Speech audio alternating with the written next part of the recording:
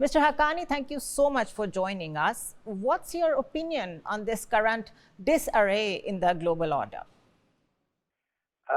Although what is happening in Gaza is a tragedy, its biggest impact is going to be on the region and on Israeli politics, not necessarily on the politics within the United States, and nor would it change America's position very much. America has for years argued that the solution to the Israeli-Palestinian conflict is the creation of two states. That was the US's position in 1948. That is the position of the United States in 2024. What has changed is how the Palestinians looked at it. They refused to accept two states for many, many years. And how the Israelis look at it, where the Israeli right wing, led by Prime Minister Netanyahu, does not accept the idea of a two-state solution at this stage.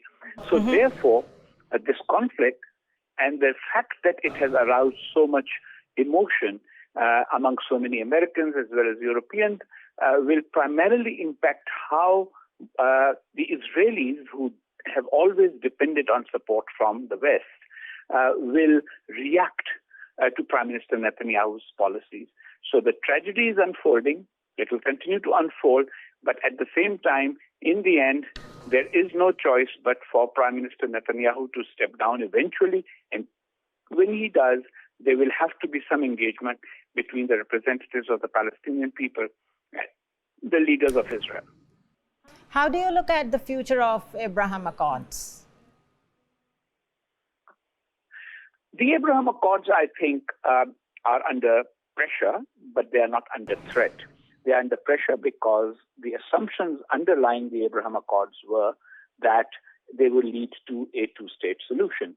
Prime Minister Netanyahu's motives were different. He thought that the Abraham Accords were his opportunity to bypass the Palestinian question and still normalize with the rest of the Arab world. I think that the Arab League summit in Bahrain has made it very clear that while the Arabs may have slightly different opinions, some of them feel that they can engage with Israel, others feel they do not want to engage with Israel until the problem is solved. The bottom line remains that the Arab world does want a Palestinian state. The countries that are part of the Abraham Accords play a very positive role in the sense that they have access.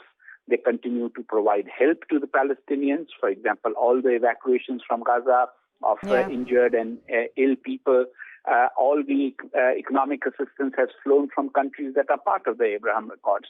Look, in the end, engagement works. Zero engagement is never a solution to any problem, nor is a constant refrain of using force. Eventually, there will have to be some kind of a solution and some kind of talks. This is a very, very tragic moment. And I think what it has done is it has brought back the Palestinian issues to center stage. And that may be the one positive outcome of all of this. So true. What do you think of the public opinion that is shaping so differently on Palestine and Gaza within United States? It seems that the administration is not at all bothered about it, but there are American elections coming up. How do you look at that? The bottom line remains that the people of the United States, by and large, support Israel. They are divided between those who support Israel come whatever may, which is a relatively smaller number, and those who believe that the West owes it to Israel to keep it secure from elimination.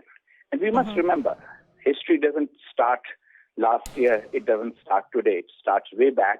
And way back, there was a genuine threat to the state of Israel because there were many more countries that did not recognize Israel than were willing to recognize it. Well, now that problem has been overcome, there are those in America, including American Jews, who feel that Israel needs to be flexible. It needs to go back to Prime Minister Yitzhak Rabin's attitude, which was that we can't have an Israeli state until we give the Palestinians a state of their own. And so that is what is playing out in the political arena. Now, as far as those who want a more radical outcome, they are out in the streets. And you and I both know that when people are out in the streets, that makes news. But news is not always what determines the course of events. So I do not think that the protests are going to change American policy. American policy is already somewhere in the middle from what it was a few years ago. President Trump, if he is re-elected, he may be the one who might say, for 4 years, we will ignore the Palestinians and support Netanyahu or Israel again. But after those 4 years, whoever gets elected will still come back to this reality. It goes back all the way to Harry Truman's recognition of Israel in 1948. If you hear that speech, he makes it clear that we will not let the Palestinians murder all the Jews, and we will not let the Israelis murder all the Palestinians. So if that is the policy that goes back to 1948, I just don't see what the way out is for Israel's leaders who do not want a Palestinian state. Right. Where do you place Iran? Is it part of the problem, part of the solution, or it's something that is going to be there for Pakistan? As a state that is our neighbor, we have litigation issues with the neighbor, we have security issues with that neighbor, and US is involved as well. How do you look at it? Well, look, Iran and Pakistan is a very different subject because next door neighbors, you have to learn to figure out how to live with them, even if you have disagreements and conflicts with them. But Iran, in its current configuration, is increasingly a global problem. It's a country that does not get along with most of its neighbors. Look at its neighbors: Turkey, the Arab world, Pakistan, Afghanistan. Who can you say is completely at ease with what the Iranian radical regime wants? Here is the problem with anybody who takes too radical a position. Yeah, anybody who takes too radical a position has very hardcore supporters and some very hardcore enemies. But a lot of people basically want that problem to be solved. So Iran will remain a troublemaker. It remains a problem because it uses proxies against Arab governments and Arab regimes, and nobody feels comfortable with that. On Israel, it's the last major country with a military power that believes that Israel should not exist and talks about eliminating Israel. The more they do that, the less international support they have. Now, there are, as I said, there are always radical people who believe in radical solutions. There are people who believe, oh yes, so-and-so should be wiped out.